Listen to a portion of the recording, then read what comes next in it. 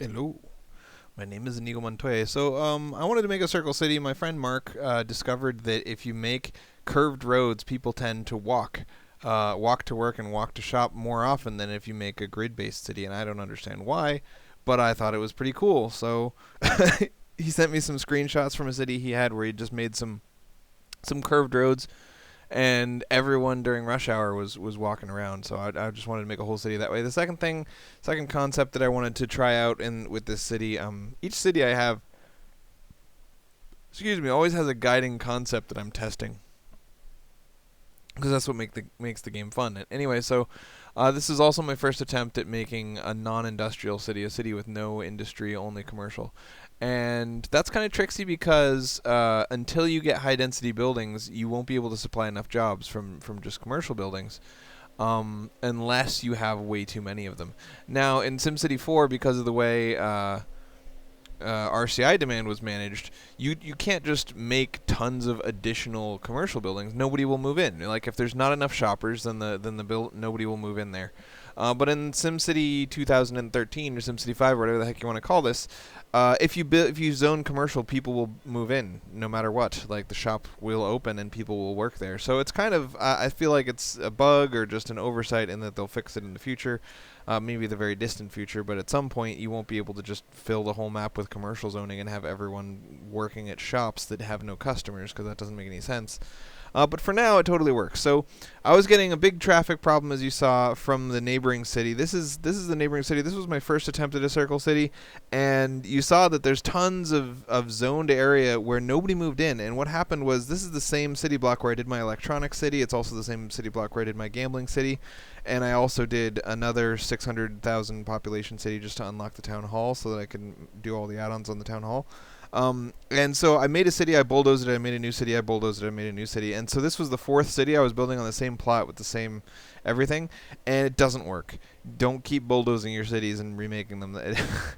Because every time you bulldoze the road that a moving truck is on, that moving truck disappears, and you have a limited number of moving trucks, and so that reduces your capacity to gain new citizens. So by the time I was making this fourth attempt at a city on the same plot, there were no moving trucks. There was one moving truck that would come in, build a house, drive back to the region, come in, build a house, drive back to the region. And so it was growing at such a ridiculously slow rate that I just had to start a city and then plot next to it. Um, so yeah, I was getting some traffic from over there, so I just went over and deleted all the zones, and now I'm not getting that problem anymore. So at this point, I'm basically AFK. I'm just fast forwarding the video, but I'm getting a sandwich or something, allowing buildings to up in density, because buildings won't up in density without some serious time investment. And then when I come back, I'm going to notice a big traffic problem, which is that buildings will increase in density based on their proximity to uh, the highway, basically. So you notice all my highest density buildings are right along that avenue on the highway, and that caused some major traffic problems. So now I'm going to add a school, a bunch of school bus stops, and a bunch of bus stops, and a bus, and all that kind of stuff. Um, so yeah, because this is my first attempt at a commercial city, I zoned 50% commercial, 50% residential to begin with, just to make sure that I didn't have any unemployment, because unemployment is a big problem. You create homeless people, and then they're really hard to get rid of. You create homeless people. So at this point, I'm plopping down bus. I plopped down a municipal bus station, and I'm plopping down bus stops all around to kind of reduce traffic, and just going into the details of diagnosing traffic problems within a circle city for the first time. Boogada boog. Boogada boog. So filling out the edges, there's this problem that you're basically trying to jam a circle inside of a square. So there's a whole bunch of wasted space, and there's it's questionable how best to utilize that last bit of wasted space. Whether you zone inward a little bit more along the square, or whether you zone outward a little bit more along the curve, who knows. So after creating some services like the hospital, not the hospital, the clinic and the bus station and the police station and stuff, I noticed that basically my highway was just flooded with traffic. Um, and that's because just zoning along an avenue will always create tons of traffic, because people have to do a lot of U-turns, right? Because say you're zoned along the right side of an avenue, or along a side of an avenue, and you want to go to the closest commercial zone, but it's on your left. Well, you have to go all the way to the end of the next intersection down to the right, and then U-turn, and then go back, and then U-turn again, and then get to the building that's a little bit to the left of you. So you should never really be zoning along avenues. I just kind of did it out of laziness. Probably shouldn't have done it. So I de-zoned that whole avenue and rezoned it as a high-density street, thinking that maybe with people's ability to cross the street in order to get to the places they wanted to go to, that would alleviate the traffic. But then I quickly saw that just the fact that all of the highest density buildings are being built along this street just because it's the closest street to the highway caused that street to get overrun with traffic too. So I bulldozed both ends of the street, and now the traffic along that street is still pretty severe, but it's not impacting the rest of the city, so I don't care how much traffic there really is along that street. You can see by now there's almost no traffic along that street anyway. At this point, I had zoned the whole city with low density roads and then upped the density to medium, and people are moving in so slowly. Like, the population only goes up by like 10k per in-game day. So I decided that I was just going to zone the top left quadrant basically to high density. So you can see right now I got a bunch of high density buildings along the top left. And if I manage traffic properly with that quarter of the city, then I'm just going to upgrade the density of everything all at once across the entire city. So that's what's going on now.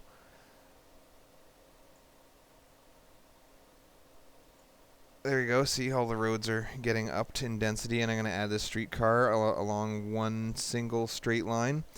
Streetcars, you obviously, I shouldn't say obviously, streetcars, you want to zone, you want the streetcar track to be really short, basically, because each time a bus or a streetcar or a train or anything, any public transportation vehicle, the way they decide where to go is when they leave the station, they pick left or right kind of at random. And then when they get to a bus stop, they pick people up, and then they decide kind of at random whether to go back to backwards or forwards, and then they go to the next bus stop, and then they pick kind of at random whether to go to the next place that has people waiting or whether to drop off the people they already have.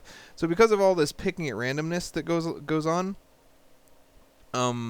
if you have too many stops, it just doesn't really work very well. You just need a massive number of vehicles in order for it to work. And on top of that, you got to make sure not to zone, not to put like a streetcar stop right next to a streetcar depot, because what will happen is that'll always be the closest stop, so they'll always go to that one, and then they'll, half the time they'll go right back to the depot.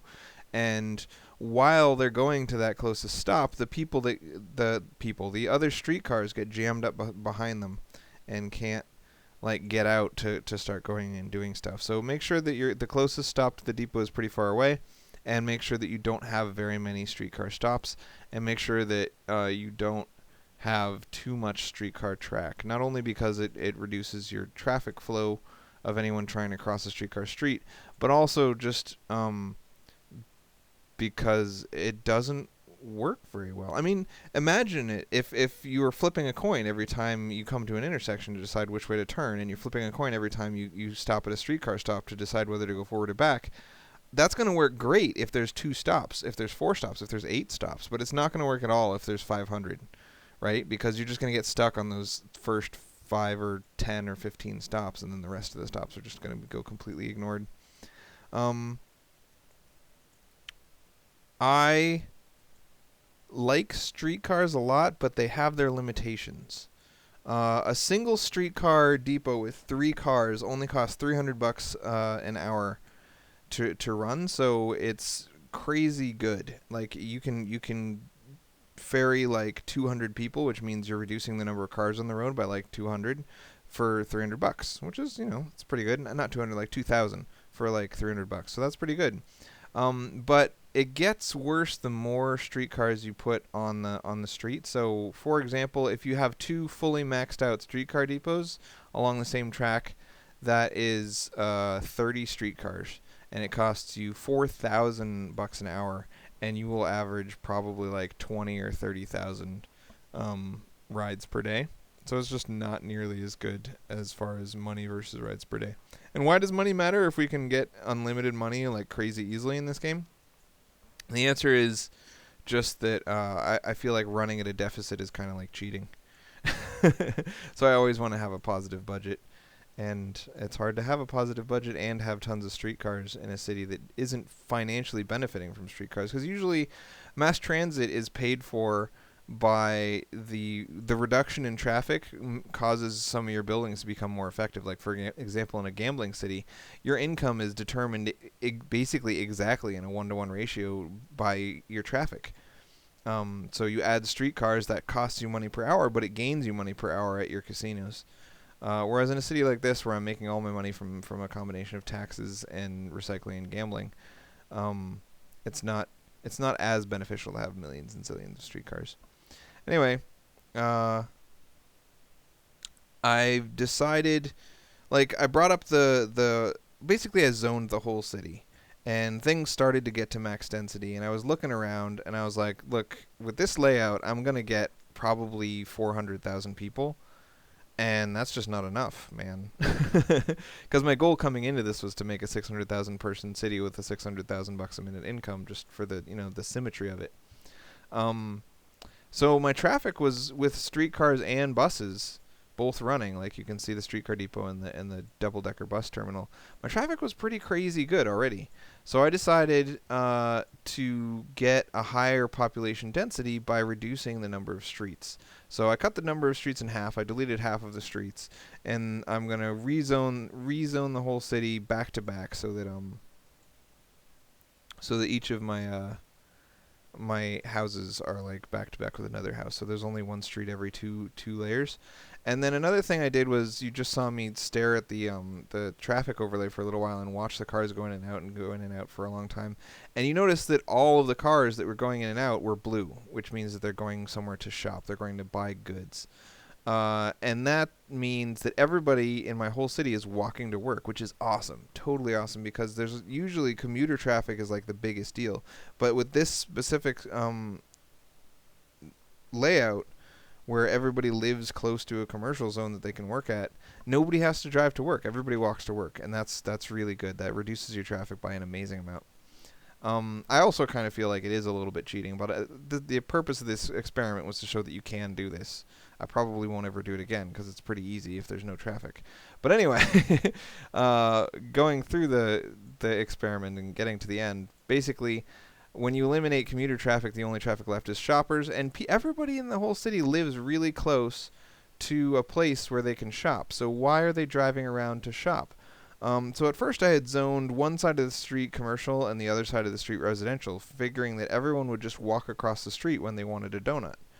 But I found that people just tend not to want to cross streets, I guess. And I'm not sure if that's exactly what's true, but I was seeing tons of shopper traffic, and so I decided to de-zone and rezone my whole city, where you see I'm taking these big long lines that have like all green on one side and all blue on the other side, and I'm replacing them with these alternating green and blue. Right, a little bit of green, a little bit of blue kind of mixed together, and that worked a lot better, and it reduced my shopper traffic quite a bit. It also freed up a ton of space. You can see I actually used about 4 different methods of positioning the road such that it is close enough to save myself about the width of a street in between the buildings. The most effective ones I've already made a separate video about, just kind of saying how to zone streets next to avenues and stuff. But at the time of making the city, I was still kind of experimenting with what was the most effective way to zone properly. So you can see me often taking soccer fields and plopping them down just to make sure that my zoning is correct. And I was basically eyeballing it and making like 5 streets and then connecting them together. And it totally worked. But it's pretty hit or miss. It's kind of slow. So what I've found works the best is to actually plant a soccer field on the street that you're trying to zone 2 streets away from, and then edit the soccer field and plop a second soccer field right behind it. And use soccer fields because they're the same depth as a maximum density building. So if you put one and then another back to back, you have the depth of 2 max density buildings. So then you can just draw your roads so that they don't impact either of the soccer fields, and you've got the correct zone layerage, whatever.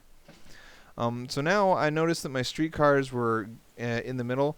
They were I have streetcar spokes on all the sides of my city. 1, 2, 3, 4, 5, 6, 7, 8, like 9 streetcar spokes, I think. No, eight streetcar spokes. And when I would open the streetcar overlay, I noticed that all of my streetcars were kind of getting stuck on like 2 of the spokes, and the other 6 spokes just didn't have anyone in them. So I drew that little circle of streetcar tracks around the center of the city. And I don't know, it was just an experiment to see if that would improve it, and it did. Streetcars didn't get stuck anymore, and they went to all 8 directions and whatever. I don't know, I feel like a lot of things in this game just work better with circles, I think. It's kind of strange. Not sure why. So anyway, almost every car in my city is using public transportation at this point. I've got bus stops all along all 8 of the spokes, the avenue spokes, and I've got streetcar stops all along all 8 of the avenue spokes. And the entire, like if you open the bus overlay, everything is green, and if you open the streetcar overlay, everything is green. So everyone can use public transportation to get everywhere. So the next traffic issue I ran into was that I have a lot of tourists, right? With a city where all of your jobs are coming from commercial, each commercial building that you have draws in tourists. So I have about 2,000, 2,500 tourists. I've got 2 train stations to try to alleviate that, to get the tourists to get off the train and then walk around the city, and that's worked to some extent. But whenever they exit the city, they still drive. So they'll walk around the city in order to shop, but then when they're exiting, they still drive. So I'm trying to eliminate that final bit of traffic. And the main problem with it isn't so much that the tourists are too much for my roads to handle. It's that the tourists are trying to use the same roads as a lot of my own personal like city shoppers are trying to use. And they're conflicting with each other. So my goal was to create specific. So I'm getting up there around the 500,000 mark. There's only a little bit of time left, and all of it's basically going to be spent trying to get these last few shoppers off the road, so that the final couple of buildings can upgrade to maximum density. There were a couple of areas where if I would have to redraw the roads in order to get higher density, and it was really late at night, so I just kind of refused to do that. So some of the buildings will never get to max density, but I forgive them. It's all going to be okay. So, as with any city, basically your main goal is to keep all the traffic off the road, and then keep your taxes as low as possible while still being profitable. Provide exactly enough services so that nobody's pissed off, but not too many so that your budget gets overrun by aliens and schmuckety schmucks. At this point, I ran out of sewage coverage, and so I have to have 2 sewage depots, so I had to rebuild all the water pumps and sewage stuff. But it's totally okay. I don't mind. And that is it, man. So this is similar to the Electronic City in that it was a fun experiment. It was nice to find out how it works. But it again, the non-industrial cities kind of seem like cheating, because you have no, like, look at that view. It's all blue cars. You have no commuters, nowhere to drive that isn't within walking distance. Also, with 40,000 people taking the bus, 40,000 people riding on streetcars, there's the traffic is really reduced almost to nothing, even in a basically max density city. So to make things more challenging, I wish that someone would create a mod. So here's my description of what mod I want to be created. Okay, so what I mean by RCI demand being turned off, basically, if you have a certain percentage of unemployment, no new residential zones, buildings of that financial class should move in, and same goes for if you have a certain number of unfilled jobs or if you have a certain number of unsold goods. So for example, if I have a city that is zoned entirely commercial, then after about 5 commercial zones pop up and nobody buys any of their goods, the rest of it should just stay zoned blue but with no buildings. And that's the way that it worked in SimCity 4, and that makes it a lot more challenging. And most importantly, it makes it so that you have to have low, high, and medium wealth people all in your city, and it makes it so that you really have to manage your traffic properly, because abandoned buildings cause you to reach plateaus much more quickly, and stuff like that. So that's what I want, and I'm sure that eventually either there'll be a mod for it or it'll happen, because they already have the RCI bars. They just seem to be turned off at the moment. So if there was a rule that just said if you have a certain number of Okay, I already said what the rules are. Shut up. Hey, so what I mean by RCI demand being turned off right now, if there were rules that said if you have more than 10% low wealth unemployment, then I will not create any more low wealth housing. And the same goes for shoppers. If you have more than 10% unsold goods, I won't create any more shops. And if you have more than 10% uh, unfilled jobs for high wealth people, then I won't allow you to create any more factories or any more commercial zones.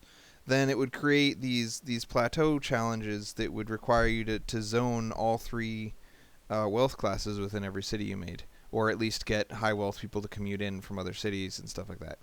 So obviously this would make the game much more difficult and much more challenging, and therefore much worse for new players. And so I understand why it's not in the game right now.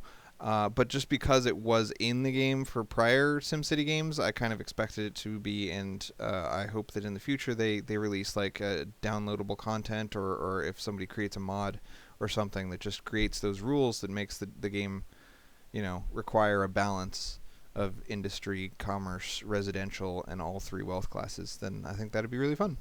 So just consider this a mod request, man. Somebody go create that mod.